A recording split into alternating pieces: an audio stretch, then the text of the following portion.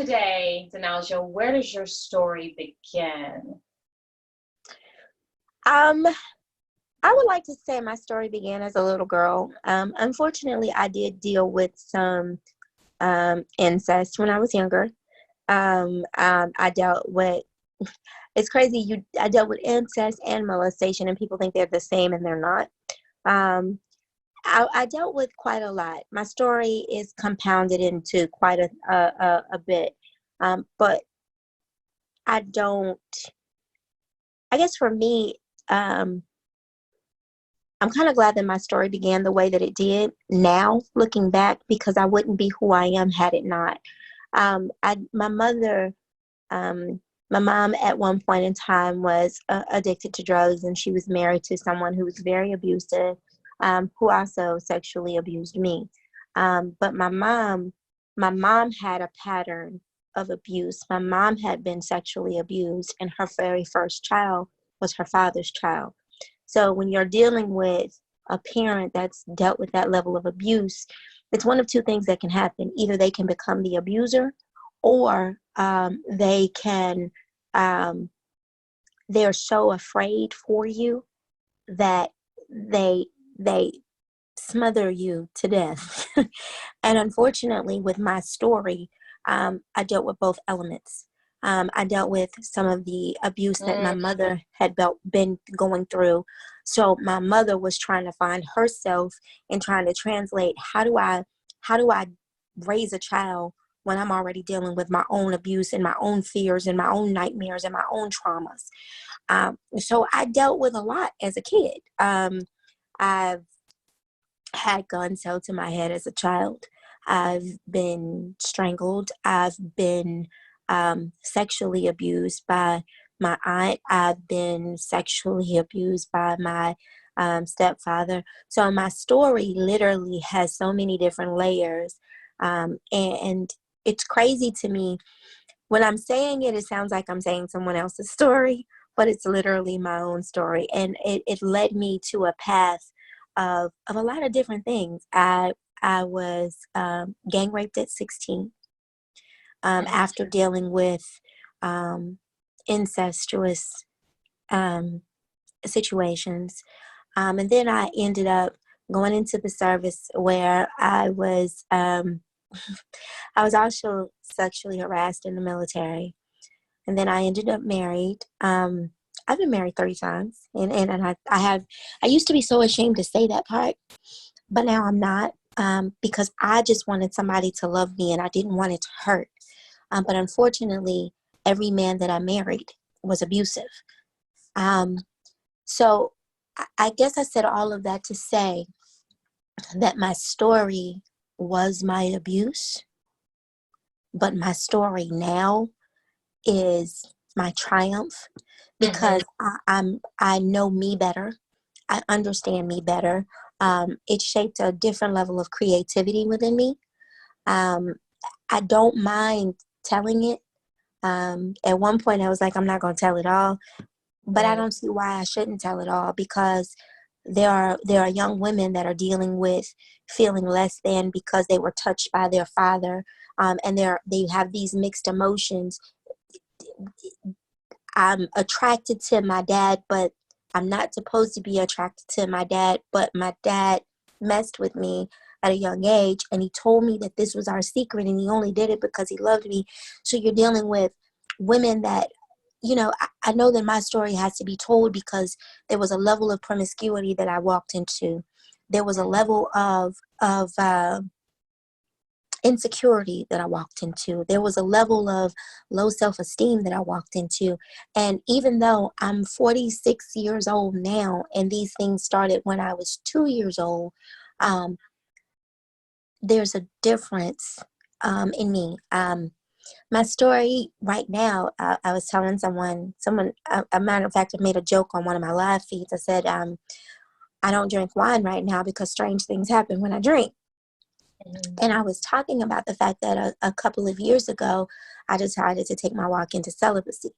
But then I started noticing my own patterns, that whenever I would drink wine or things of that sort, it would lower my inhibitions, and I would feel as though I would need to fulfill other needs and other desires. So in order to make sure that I keep my vow of celibacy, I stay away from the wine because I know that my soul needed to heal from so many interactions. Yeah. So that's the short and condensed version of my story. Yeah. And it's really amazing because I'm not going to just highlight the African American community with that because as you were talking, I had some things going on in my head, and I said, well, yeah, there's a lot of things that go on with the African American community where there's incest, but you know what? That's It's women, and let me take that back. It's children, because it's not male, it's not female, it's children. There is a sick generation. Right. And so that's absolutely true. It's no race. It really has to do with children in general. And whatever it is about,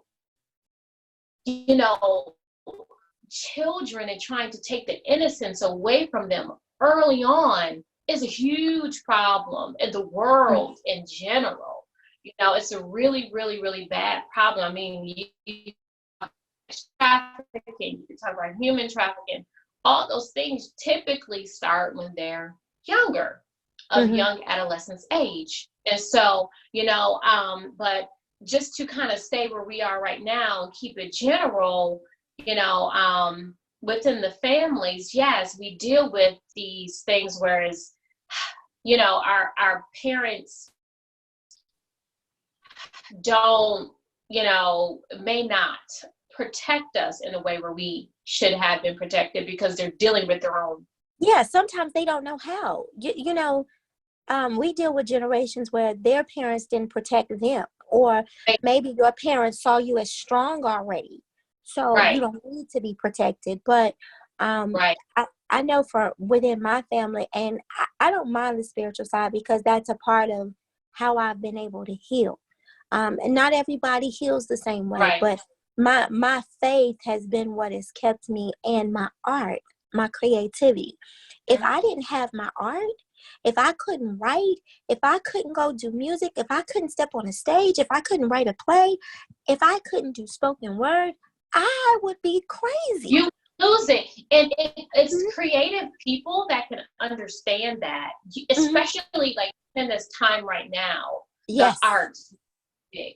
People are, relying on those things. So yeah, that's your therapy, absolutely. But I can relate to parts of your story, honestly. And I can, honestly say, just listen to you, that I saw some pieces in there, that I went through as well. And I just really, really would like to see, and just being protected by their parents, by their guardians, whoever they are, It's hard though. It's hard because I have had, my mother and I have had conversations since I've been an adult. And my mother, and she asked me some very deep questions, and I'm very thankful for her that we've been able to have this dialogue. But once I became an adult, I understood that my mom did not know how to protect me because of the things that she went through. My mother was 14 years old when she had her first child. Her first child was her father's. So not saying that it was normal, because it wasn't. She knew, she wanted to protect me from him. She knew he would violate me. She knew that. And everything that she ever did to my mom, at one point, I did not live with my mother, and I was so much younger because my mom had went through some stuff. And when I did not live with my mother thought she was doing what was best for me to protect me from the things that she was dealing with. She thought she was protecting me. She thought that when she married, that her husband would never touch me. She thought these things. So oftentimes there are women that think I'm protecting my children, and men too, because there are single fathers that don't realize that there are women that are pedophiles too. Yes, and they think, there are women that are pedophiles, and they think that they're protecting their children, and it's not necessarily the case. My biggest fear during this pandemic, and I'm just going to be honest, my biggest fear when they shut the schools down was the children. My biggest fear, not just did they eat. Not just do they have enough, but there are children that go to school every day that are being violated and molested and that are hiding it. And these kids are now having to be enclosed with their abusers. And maybe their abuser wasn't in the house, but maybe mama has to go, and mama is an essential worker and she has to be at work for umpteen hours a day. And now she's got to rely on a friend or a family member, or maybe these daycares, and they're hidden. My biggest fear during this particular pandemic has been the children, because I was the child that wasn't protected. And because of the fact that I was a child that wasn't protected, I almost didn't know how to protect my own. You know what I mean? It's like it's always been a fight. I didn't my mom, I love my mother.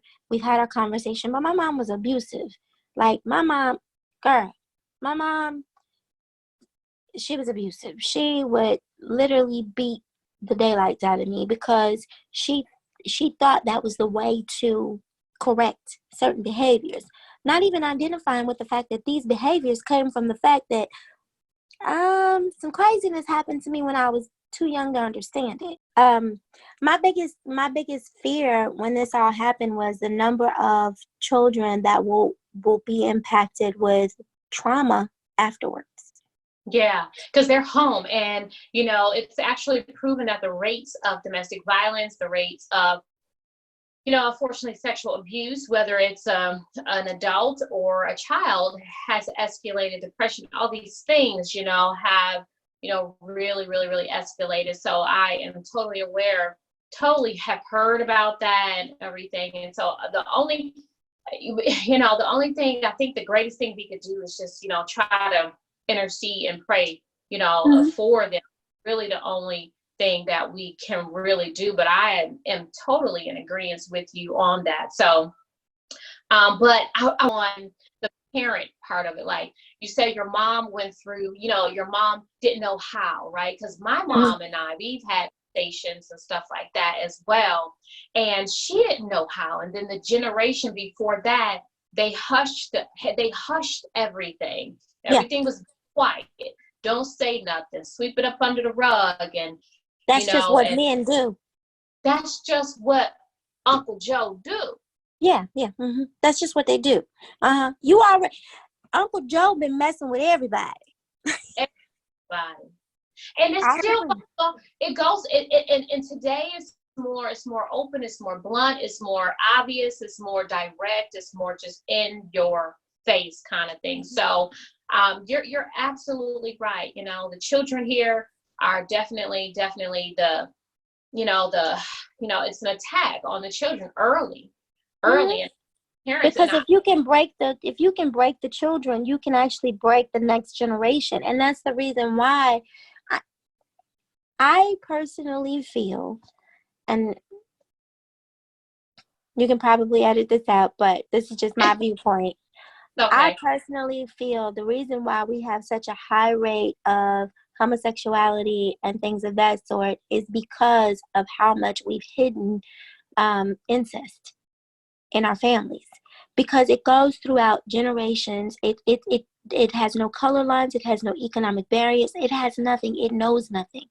And I personally feel that that's part of the reason why, because we have allowed our children to be so violated, and we're not healing. The mental, honestly and truthfully, the real pandemic in this country, the real one, the true one, is the lack of mental health resources after trauma. We're not healing the broken pieces. We're shoving over it because you can't take a test necessarily to diagnose it. Right. There's no lab report for it, but trauma is real. It's so funny. I started therapy about 5 years ago, and for real started it. I've always been in therapy because my mother, even though my mother didn't know how to save me, my mother knew how to save my mind. So she always sent me to counseling. I always had a counselor. I was little and memories that I can recall was a guy named Mike who was a counselor that I went to, and I just talked. So my mother knew how to save my mind. She didn't know how to protect my body or my spirit, but she knew how to save my mind. So that's the one thing. And when I finally was like, okay, I'm ready to face some things, I went to therapy, and I'll never forget looking at my counselor. And my counselor, she said to me, you have layers and layers and layers of trauma because you've been physically abused, you've been mentally abused, you've been economically abused, you've been sexually abused, and you're not crazy. And it was like, well, yeah, I know. But some days I felt like I was. Some days my depression was so dark that I was ready to give up. There were multiple suicide attempts. There were multiple times of me not feeling like I was worthy. And even to this day, I'm 46 years old. I have to push myself because I still question me heavily. Am I good enough? Did I do it enough? And like I told someone, I was being pressured about relationships. I'm not relationship ready right now because there's a healing process that I deserve. Absolutely. Say that again. There's a healing process that I deserve because I didn't take the time before. I thought that if I was a wife, that made me good enough because society says you go get married. I thought that if I was a mother, that made me good enough. But that's not what I needed. I needed to heal first. You need time to heal. I needed time, and I needed to get in the mirror, and I needed to break down what are my patterns. Because I got patterns. Girl, I got patterns. Drinking the wine was a pattern. Strange things happen when I drink. Have wine. So if I see you and I see a glass of wine, I'll be like, excuse me. Hold me accountable. Because I have to master that. And tell you, I'm going to say strange things happen. Strange things happen when I drink wine. But I will say this much. I walked away from it because I was like, yeah, I don't need to do that. Because I wasn't the person that would drink a glass or two. I had gotten so bad and I had gotten so miserable that I needed to drink the bottle. And then the wine pushed me over. It was my gateway into drinking harder liquor, And then one day I just woke up and I was like, yo, this ain't even me. I'm like, you know how to say, I love myself? I did. I was getting involved with certain men too, because although I didn't deal with physical abuse anymore, they were not nurturing, and they were not suited for me. They were emotionally unavailable, but I could understand that because emotionally I didn't know how to connect anyhow. So my pattern was, you get an emotionally unavailable man, you have to chase him down. So you have to say, see me, see me, see me. And then you recognize, wait a minute, hold on. Wait a minute, I'm worthy. I don't have to chase you down. But I know emotionally unavailable. Yes. That's because they got to heal too. They got a lot of healing to do too, but emotionally available. And women are chasing men down so that they will become emotionally available and not. So that's a whole nother thing, girl. Child, I've been dodging men like the Matrix. This is me. No. Dodging. Because I will tell you, I'm not ready. I'm not ready. No. And that's the place that you stand in. How good it looks, no matter how good it feels, no matter if the pieces match up, if whatever happens, that healing process, like you say, you deserve that, and you owe it to yourself in the future, because yourself in the future wants you to do right. Yeah, because he's waiting to do right. My inner child never got the chance to exhale.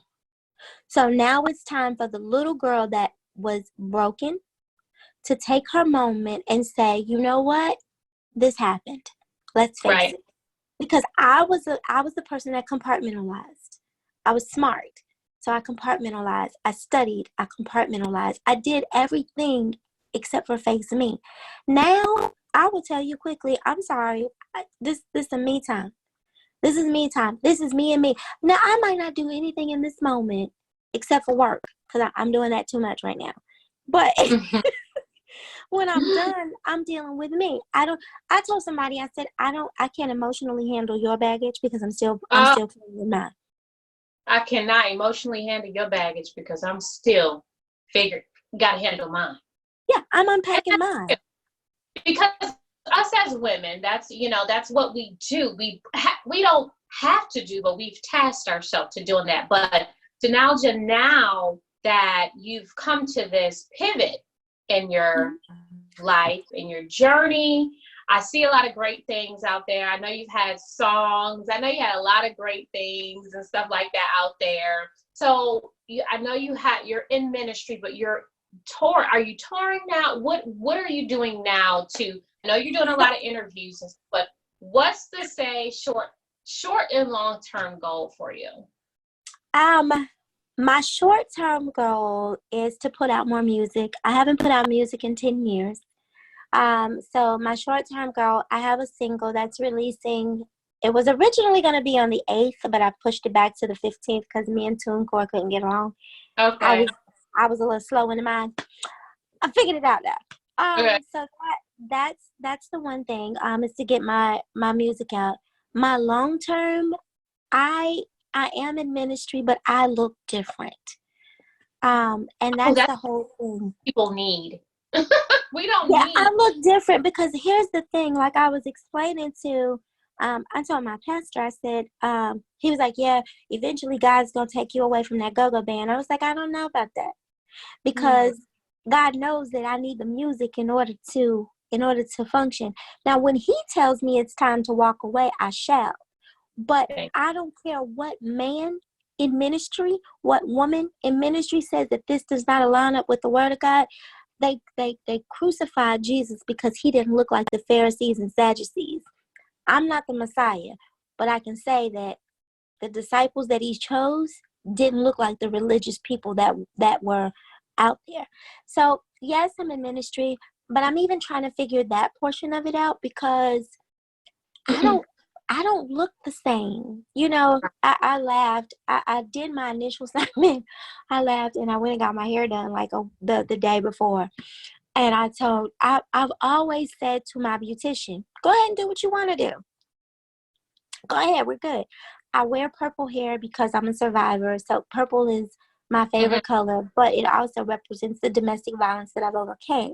So I wear variations of purple. I did not expect to walk up looking like My Little Pony though. When she got done, I had so many variations of purple. It was lavender. It was like a fuchsia. My hair was, woo child. And I looked and I remember, and I tell this story all the time. I was like, oh God, I can't minister like this. And I literally heard, why not? So ministry for me won't look the same as other people. I don't think I'm the woman that's going to be the pastor's wife sitting up there with a hallelujah and an amen. I really think that I'm called to the creatives. I really feel like I'm called to the broken. And it's not just the women, because there's some broken tail men, because there are men. I'm finding and I'm learning that men that have been molested have been drawn to me. And they don't tell me, but they sit and watch me and marvel. And it's hilarious now looking back, because I'm like, what? Why are you constantly talking to me? Like, I literally had a man to ask me, he said, how did you become celibate? I said, what do you mean? He said, I don't think I could do it. I said, I didn't think I could, because my body was controlling me. Right. My body was saying, I don't feel good. I need somebody to hold me right now. That's what my body was telling me. And you know, let's just be adults. Holding usually leads to other things. It does. You know, and then I started to get into my word more and more. And I recognized the sanctity of being the bride of Christ. Right. And being the bride to him means you keep your body. And you that's sacred. I had never looked at myself as sacred before. So, and I was explaining that to him, and he was like, yo, that's deep. But how he It came is. to me, he ended up being in my play. One day I was just walking, I was like, yeah, I need you to be in my play. He was like, okay, cool, I'll do whatever you need. And showed up. And I never told him why. I never had the conversation with him. He saw a scene in my play and he said, yo, I didn't realize you went through all of that. And I'm like, yeah, I did. You know, he said, well, and you celibate? I said, yeah. He Right. said, man, he said, I've been with 5 different women just this week. Oh my gosh. And he was like, and I feel horrible. He's like, I feel horrible, but I don't know how to turn it off. I said, well, you don't turn it off. You have to give that to God, because I couldn't do it myself. I had to maintain a foundation of faith. But Christians, well, not Christian, religious people look at the fact that I have a band and I do R&B, and Right. they're like, oh, you're not saved. You still Mm. haven't given God your all. Baby, let me tell you something. Me and him, we pretty cool. He lets me know what I can and can't do. He hasn't told me to stop the music, but I'm going to stop you. Right.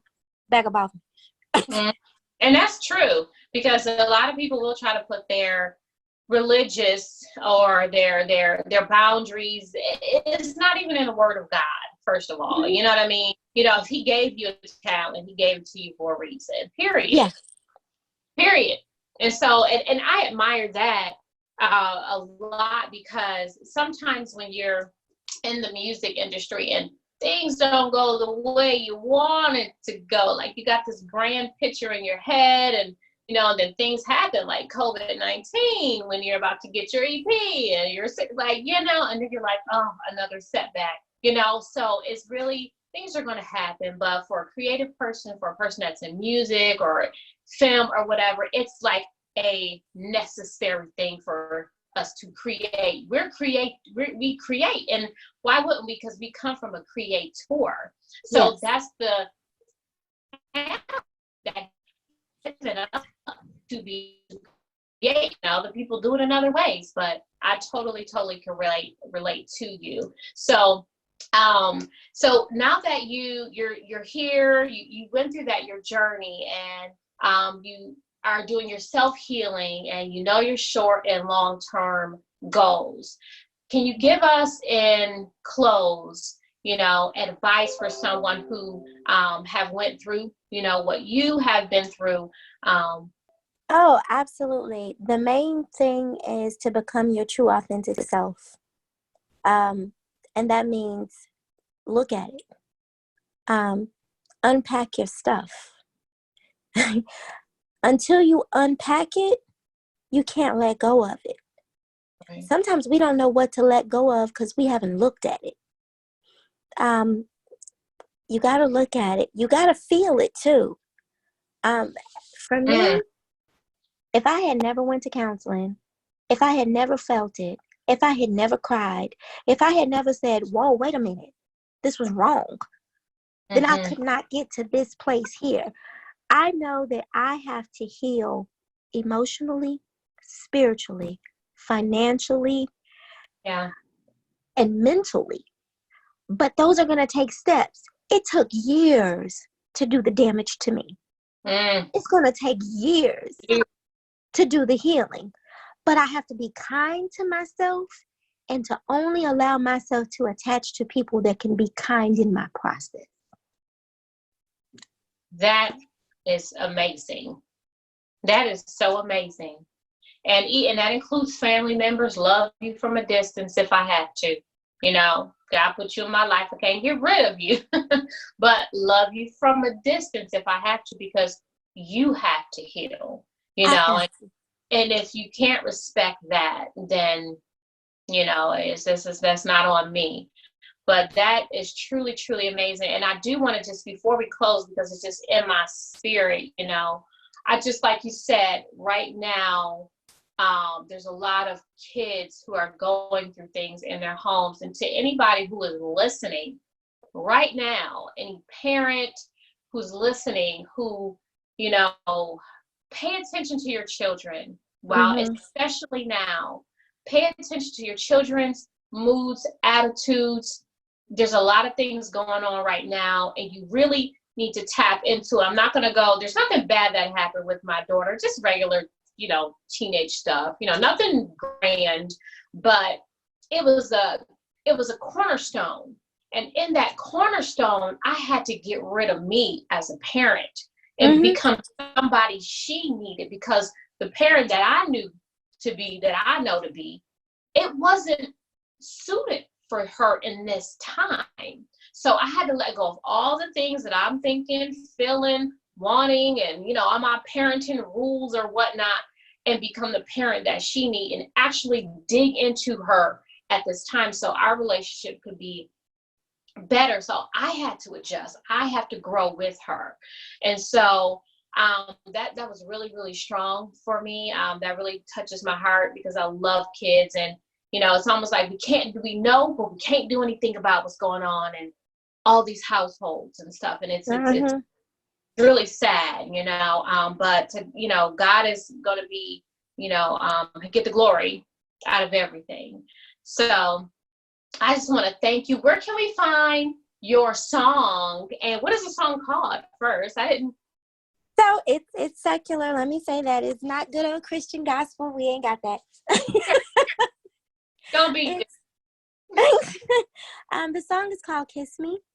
And it will be on Apple Music, iTunes, all the digital platforms. I also have my website, which is Donalja.com, because people need to learn how to spell my name. Yeah. So you can actually reach me on my website, and I'm also on Facebook and all of that, because like I said, as I've spoken about it, I have a band. I have a go-go band. I like to have fun. I like to excel. So yeah.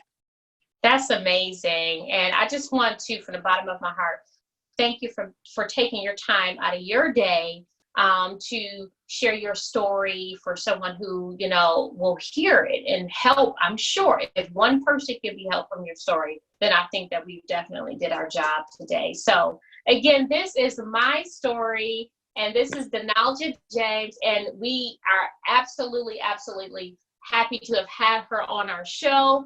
Like, subscribe, share this amazing story, so we can continue the healing. Thank you so much. Thank you. All right.